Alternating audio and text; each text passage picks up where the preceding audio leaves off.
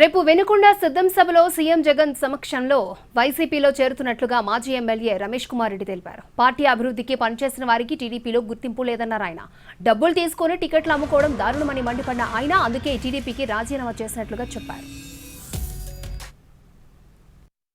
Telugu Desam party ప్రాథమిక సభ్యత్వానికి నియోజకవర్గ ఇన్ఛార్జిగా ఉండే బాధ్యతల నుంచి తప్పుకుంటున్నాను.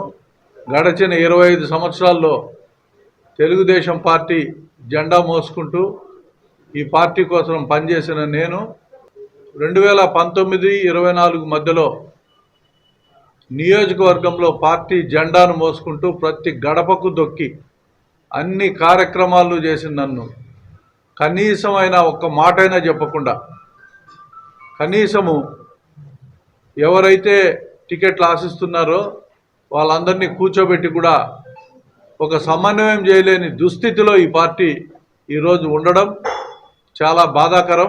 ఉదయం 8 గంటలకు వినుకొండ దగ్గర జగన్మోహన్ రెడ్డి గారిని కలిసి ఆయన పార్టీ సభ్యత్వం తీసుకుంటున్నానని చెప్పి కూడా